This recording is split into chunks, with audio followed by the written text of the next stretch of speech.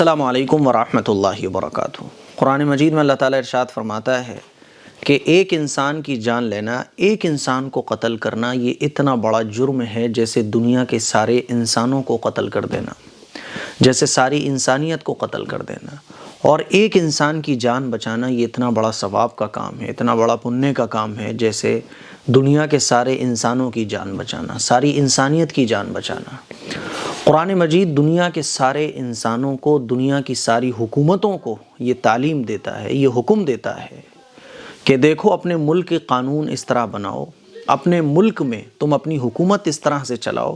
کہ ملک میں شانتی ہو، ملک میں امن ہو، ملک میں چین ہو، اپرادھیوں کی ہمت نہ ہو سکے اپرادھ کرنے کی، لٹیروں کی ہمت نہ ہو سکے لوٹ مار کرنے کی، آتنکوادیوں کی ہمت نہ ہو سکے آتنکواد پھیلانے کی۔ قرآن اس کی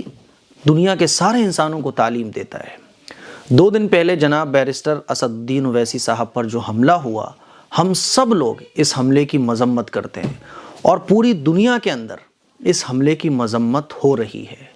کیونکہ اس طرح کے حملے کسی پر بھی نہیں ہونا چاہیے۔ یہ اخلاقاً بھی قابل مذمت ہیں ایسے حملے، اور مذہباً بھی قابل مذمت ہیں۔ ایک باوقار شہری ہونے کے ناطے، ایک انڈین ہونے کے ناطے ہماری یہ ذمہ داری ہے کہ ہم سب لوگ ایسے حملوں کی مذمت کریں اور حکومت سے یہ مطالبہ کریں کہ اس طرح کے حملے نہیں ہونا چاہیے۔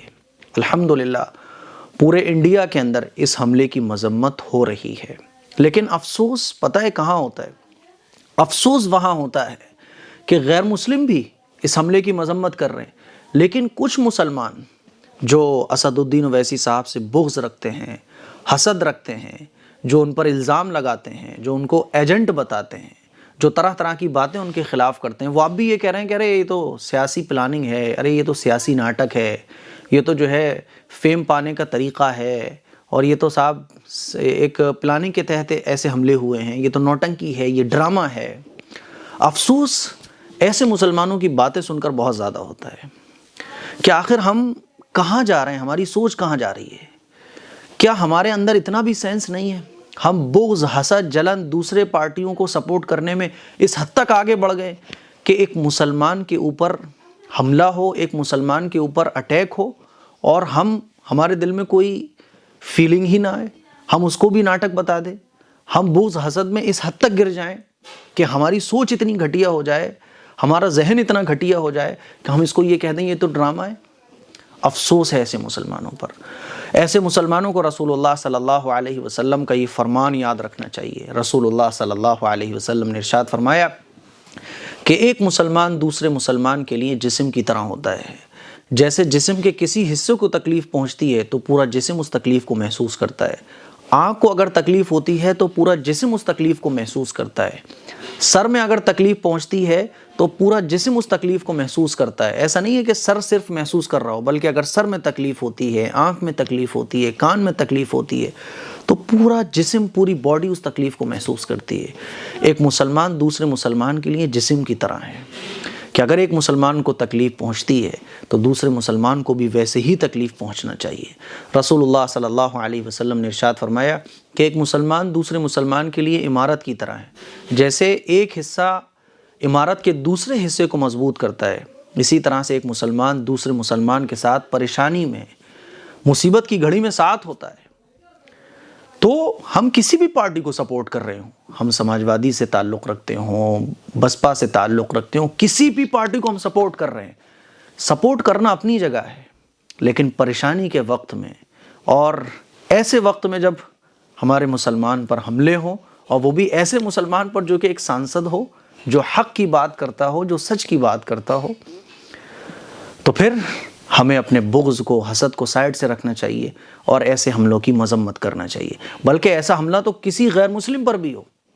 تب بھی ہمیں کہنا چاہیے کہ نہیں، یہ غلط ہے۔ اسی لیے ہم کہتے ہیں کہ یہ حملہ غلط ہے، اس طرح کے حملے ہمارے ملک میں نہیں ہونا چاہیے، اور جو اس طرح کا حملہ ہوا یہ غلط ہے۔ حملہ وروں کو سخت سے سخت سزا ہونا چاہیے۔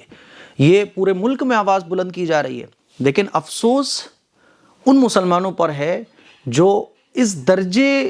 اتنے حد تک غلامی میں جکڑے ہوئے ہیں دوسری پارٹیوں کے، اس حد تک وہ غلامی میں مبتلا ہو چکے ہیں کہ وہ کہہ رہے ہیں کہ یہ تو پلاننگ ہے، اچھا ہوا مر جاتا، اچھا ہوا چلا جاتا۔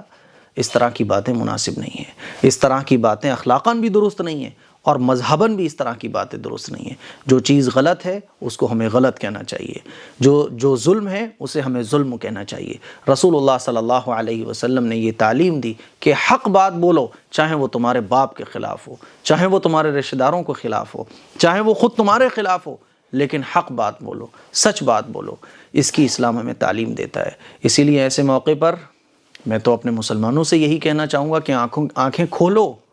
سچ بولو، حق بولو، چاہے وہ تمہاری ذات کے خلاف ہو، چاہے تمہارے اپنوں کے خلاف ہو، لیکن خدا کے واسطے اتنے مت گر جاؤ، اپنی سوچ کو اتنا گھٹیا مت بنا لو، اپنے ذہن کو اتنا گھٹیا مت بنا لو کہ آپ کسی پارٹی کے سپورٹ میں سچ بھول جاؤ، ظلم بھول جاؤ، حق بھول جاؤ، اس درجے تک آپ نہ جاؤ۔ اور میں دعا کرتا ہوں کہ اللہ تعالیٰ جناب بیرسٹر اسد الدین اویسی صاحب کو حفظ و امان میں رکھے، اللہ تعالیٰ ان کی عمر میں برکت عطا فرمائے، اور اللہ تعالیٰ ایسے حملوں سے ہمارے ملک کی حفاظت فرمائے، ایسے لوگوں کو